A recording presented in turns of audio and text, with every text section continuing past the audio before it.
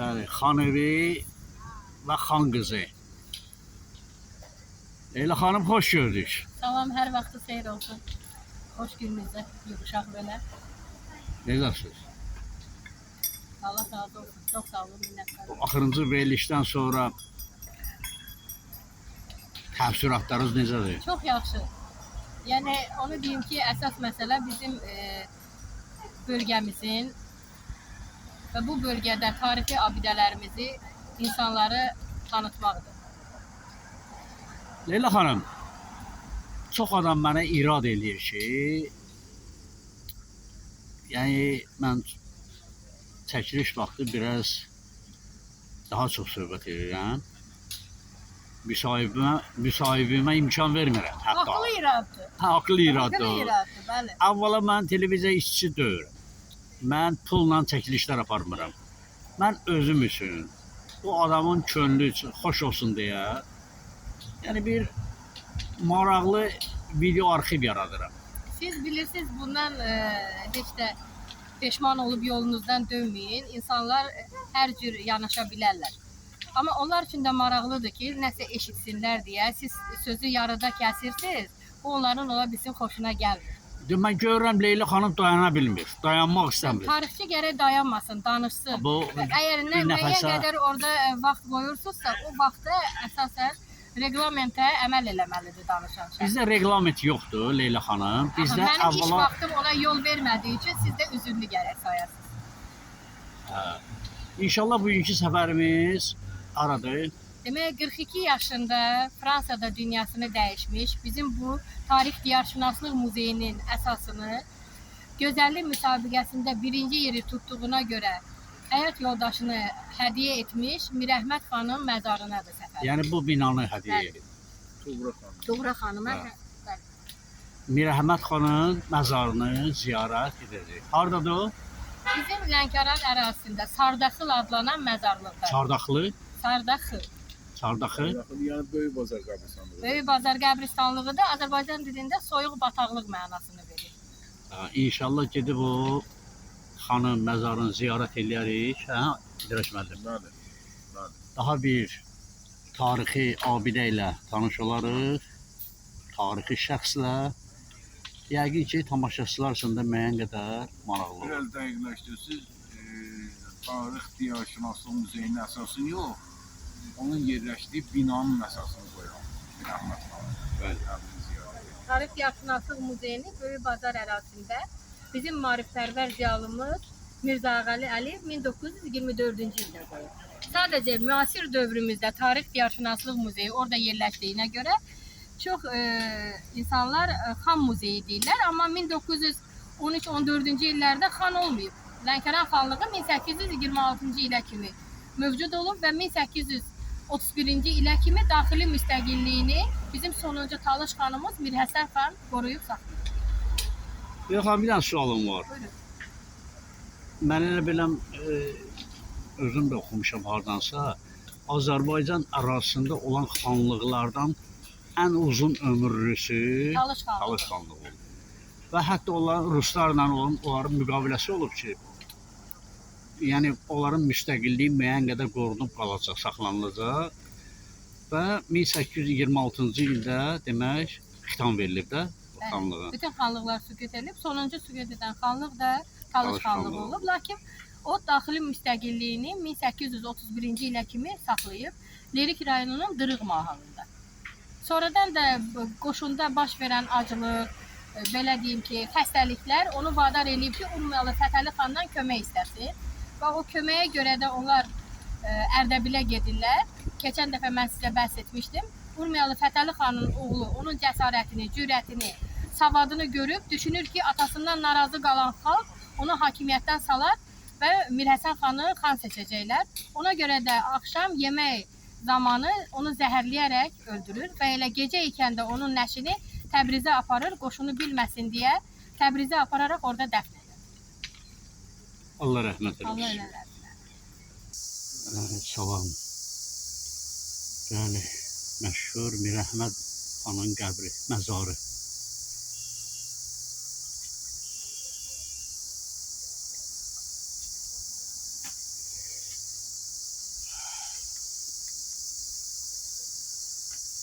Fatihə.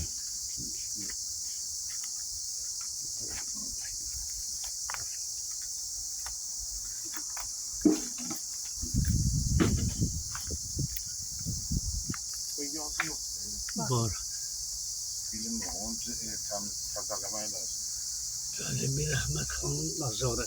Yəqin şəkil elə özünün şəkili. Bəli, özünün O şəkli. muzeydəki şəkildir. Hə. Özünün şəkli. Leyla xanım, bu tarixi şəxs haqqında məlumatınızı eşitmək istərdik. Gördüyünüz bu məzar bir çoxlarının marağına səbəb olan və hər bir turist muzeyimizdə olarkən Mirəhmət xanın nakam taleyini soruşur və soruşurlar ki, onun məzarı hardadır. Gördüyünüz o təhsillərə aid olan bu məzarlıq Sardaxıl məzarlığı adlanır və Lənkəranda ilk məzarlıqlardan biridir. Və gördüyünüz bu məzar da Mirəhmət xanın məzarıdır. Və sizə keçən dəfə bəhs etmişdim ki, onları ona görə xan çağırırdılar ki, onlar xanın elə bir davamçıları idi. Xan nəslindən olduqları üçün onların nəvələri də xan adlanırdı və repressiyaya qədərki dövrdə soyadlar verilmədiyinə görə hər kəs aid olduğu nəslin adı ilə çağırılırdı. Onlar da xanın nəvələri olduğu üçün hər biri o nəsildən dünyaya gəldikdə onları xan çağırırdılar. Mirəhmət xan bildiyiniz kimi 1913-cü ildə Tiflisdə keçirilən gözəllik müsabiqəsində birinci yeri həyat yoldaşı Tuğra xanım tutduğuna görə öz doğmaca əmisi qızı olur və o bizim indiki Lənkəran Tarix Diyarşünaslıq Muzeyinin yerləşdiyi evi həyat yoldaşına hədiyyə edir. Və o binada cəmi 3 il xoşbəxt yaşayırlar və onların övladları da olmur. Və həmin ev bivaris evidir. İndinin özündə dövlət tərəfindən qorunur və Mirəhmət xanın adı xüsusi olaraq o xan tituluna görə də el arasında xan evi kimi tanınır. Və Tarix Diyarşünaslıq Muzeyi 1924-cü ildə Mirzə Ağalı Əliyev tərəfindən Böyük Bazar ərazisində açılsa da 1991-ci ildə layiqli yerini tutaraq tarixi mülk olan Mirəhmət xanın evində yerləşdirilir və mülk içində mülk olaraq fəaliyyətini orada davam olunur. Və sizə deyim ki, Mirəhmət xanın özü 42 yaşında Fransada taun xəstəliyindən dünyasını dəyişir və 6 ay sonra onun bu məzarın gördüyünüz kimi burada gətirirlər və burada bastırırlar Lənkəranda. Lənkəranda bastırırlar. O ev tutulandan 6 ay sonra elə bil ki, Fransada dünyasını dəyişir və gətirib Lənkəranda bu məzarlıqda dəfn edilir. Bu məzar 2 hissədən ibarətdir. Onun sağ tərəfində özünün, sol tərəfində isə həyat yoldaşı Tuğra xanımın özü üçün qazdırdığı məzar olsa da çox təəssüflə qeyd edim ki, Tuğra xanımın özü üçün qazdırdığı bu məzar ona nəsib olmur və Mirəhmət xanın Bu yerdə, təxminən burada. Məzarının içi qırmızı, bəli, o hissəsi qırmızı kərpiclə məzarın içi hörülsə də həmin məzarda onu dəfn etsələr də üstündə tikilmiş həmin qırmızı kərpicdən olan baş daşını hansısa fabrika qırmızı kərpic lazım olduğu üçün sonradan sökürlər və söktükləri üçün də bu məzarın üstü boş qalır və həmin kərpic lazım olmur, sonradan gətirib məzarın üstündə atsalar da və naməlum şəkildə bu məzar yoxa çıxır.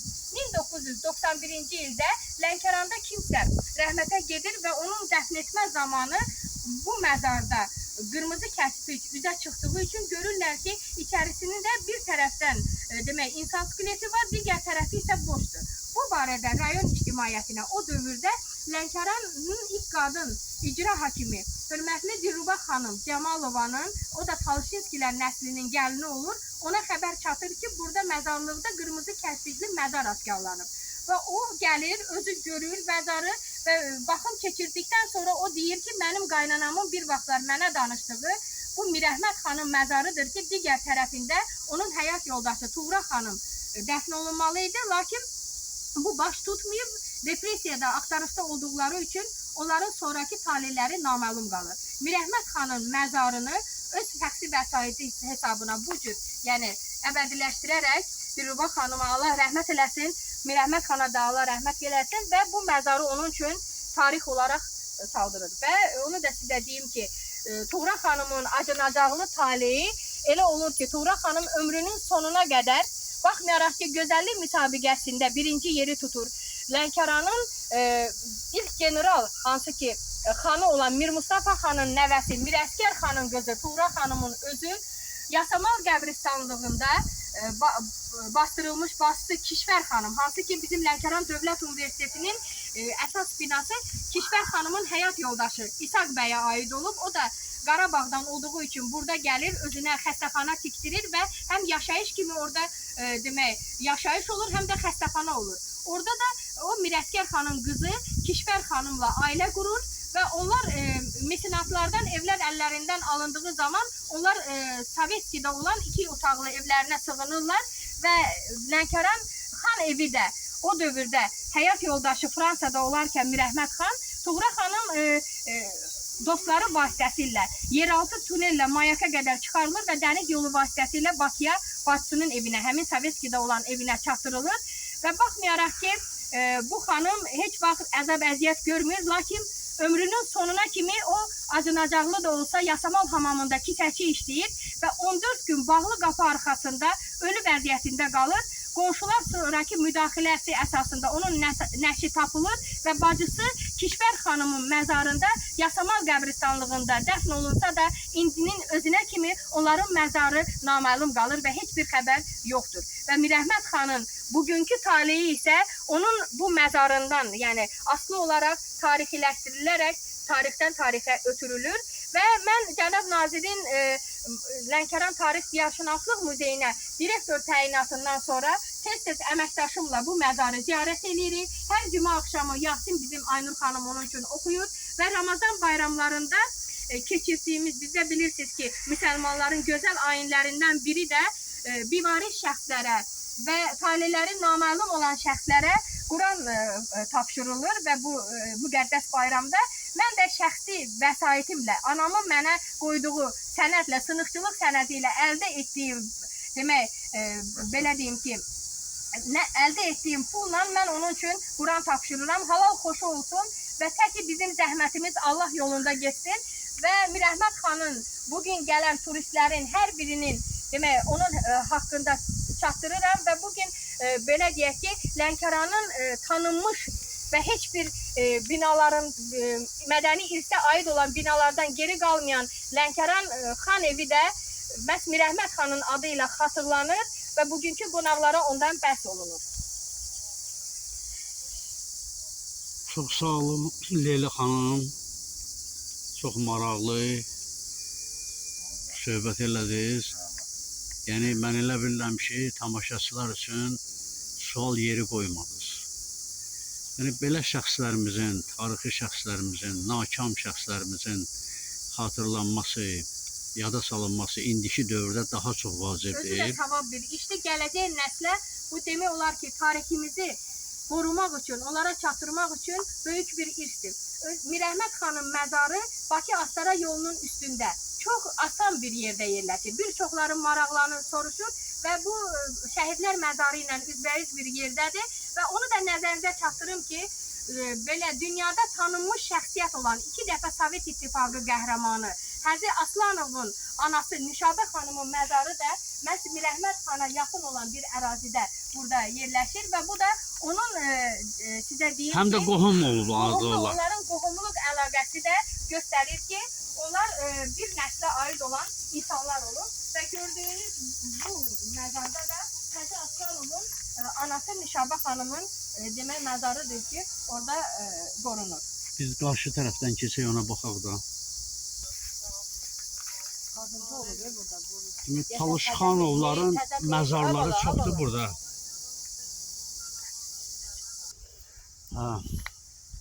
Bu məzar dünya şöhrətli general, 2 dəfə Sovet İttifaqı qəhrəmanı Həzi Aslanovun anasının məzarıdır.